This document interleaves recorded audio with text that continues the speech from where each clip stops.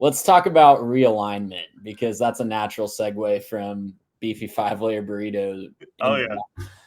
Natural segue to realignment because, man, the Pac-12, things are getting a little dicey out west. I think they thought they had several teams kind of in the bag. They could rely on the brand, but all of a sudden today they've been told no by some high-profile potential additions. Just to recap for you, if you're like me and needed someone to summarize it for you as you finish your work day today, here's where things stand. If you recall, last week or 2 weeks ago, I should say, the Pac-12 announced the additions of Boise State, Colorado State, Fresno State, and San Diego State. A ton of rumors started swirling about who they would get to fill out the conference. Of course, you need 8 teams total to get auto bid status and be an official conference per NCAA and college football playoff standards. Today, it was announced that 4 of the schools they were potentially targeting from the American are fully committed to staying in the American. And every single American conference team tweeted out the same graphic that they are fully committed.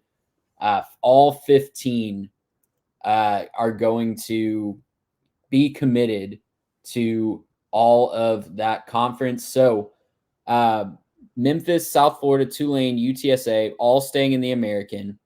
Confirmed to be staying in the Mountain West now are Air Force and UNLV. Likely staying in the Mountain West are San Jose State, New Mexico, Wyoming, Nevada, and Hawaii for football only.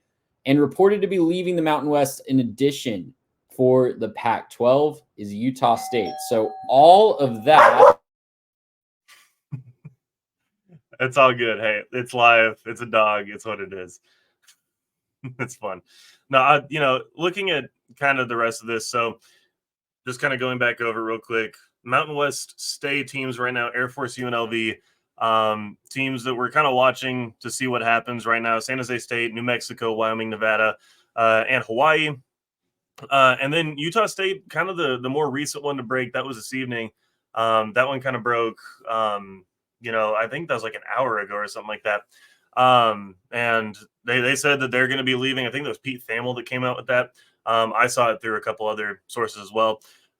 The big thing here is, and my take here was looking at it. It says if this above scenario holds, both leagues are at 7 teams, right? You're going to have both leagues, the Mountain West, and then the Pac-12, or I guess the Pac-7 at that point. I'm tired of trying to count which number they're on, but the Pac at that point will have 7 as well, and both of them will be 1 short, right? That'll be 1 spot short, and then you're just kind of left saying, what now, right? Like, what's the next thing that happens? What's the shoe to drop? And to me, this is like one of those like Westerns where you have the standoff at high noon and you got just the 2 teams and you can kind of feel like one of them's going to get that 8th spot, right? Like the West is going to find some way to, poach Oregon State somehow. Or, vice versa. They're going to, the Pac-12 is going to grab the Mountain West and they're going to say, hey, we're going to grab New Mexico just because I think we can, right? Someone is going to do that. And the interesting thing that I think from this is it's not so much one of those like really cool dramatic ones. It's more like the one that's in like, A Million Ways to Die in the West, where it's sort of just this weird scenario. And the guy that's shooting on the one side kind of sucks at shooting. And so he just nicks the guy, but he puts some poison on the bullet. And then the other guy, of course, is poisoned. So he's not going to shoot right. It's just not going to be good. It's going to be sloppy and messy, however it solves. I don't think that this solves nice and neat. I don't think that this solves in a situation where, there's a Tulane that jumps over or they grab some big package. I don't think that that's what happens here. I think what's more likely to happen is that you have this list of teams that are staying in the American. They just stay in the American, and the American kind of becomes more of the destination while those schools out west kind of sort themselves out and figure out who's going to play in what conference. Yeah, and again, apologies for my dog going crazy. I don't know who is ringing my doorbell at 7:45 p.m. That's probably not someone I need to talk to right now. But yeah, Ross Dellinger reported today in his words, it's a race. It's a literal race to see who can convince these remaining Mountain West teams to stay or go. And the Mountain West is trying to sweeten the pot. They're offering some big time incentives with this buyout money or this exit fee money that they are going to get.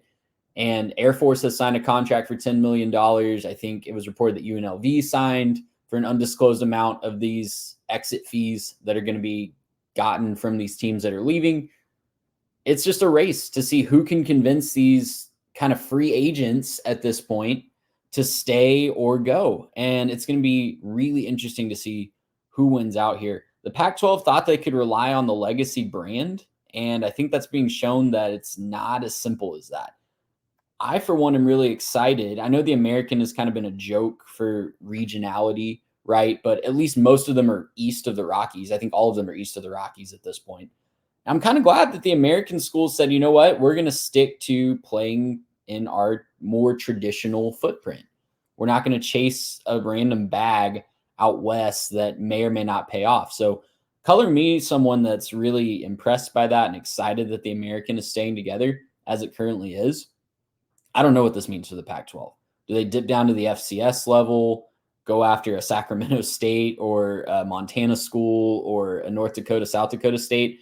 Do they get a couple of Mountain West teams and maybe the Mountain West poaches a UTEP or a New Mexico State? They kind of seem a more natural geographic fit than in Conference USA. I don't know. To me, that second scenario seems a little bit more likely. I think they'll be able to pry one or two more teams away from the Mountain West. What we really need to look at, I think, are Hawaii and Gonzaga. And I'll tell you why. Hawaii is a football only member of the Mountain West.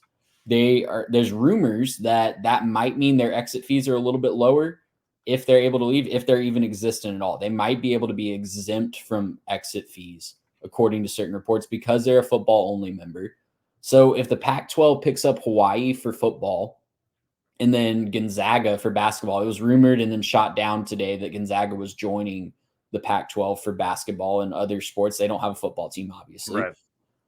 But I think those are the two schools that you need to look at. It would kind of be a clean break for the Pac 12. They get to 8 in football and be able to have automatic qualifier status. And they get to 8 in basketball and be able to have automatic qualifier status in the NCAA tournament as well and have a really salty little basketball league going forward, as that's, a strategy that we've seen the Big 12 employ, looking for basketball first almost in addition. So it's going to be really, really fast moving. Apparently there was a deadline of 4:30 Mountain Time today to report if you were committed to the Mountain West or not. I don't know how firm that was. I don't know what kind of leverage the Mountain West has with those schools, but Mountain West offices are sitting there at 4:36 waiting on New Mexico to get into them. That's what was reported. There was Ross Dellinger reported that there was a 4:30 p.m. Mountain Time deadline to say yes or no to the Mountain West, and I think we've only heard from 2 schools officially on that. So go ahead. I was gonna say, I think the thing for me with this is there's a lot of these teams that are saying, I think, the right things, and they're saying what they need to obviously keep where they are, right? They're trying to keep where they are and keep good graces with their situation. But I do think a lot of this is just posturing. And at the end of the We day, I saw think, this time last year when the yeah. Pac-12 was all committed to staying, or the Pac-10 at that point was all Well, committed to at this staying in the point, Mitch Pac-10. has probably tweeted out the Alliance screenshot 20 times on our Twitter. You can go check that out. But commitments are commitments. We're having a good conversation in the chat right now with it's Rocker Farm says he lives in Germany, which is pretty cool. Just wanted to go to bed, saw the tweets pop up, and now he's unable to sleep. I thought that was kind of funny.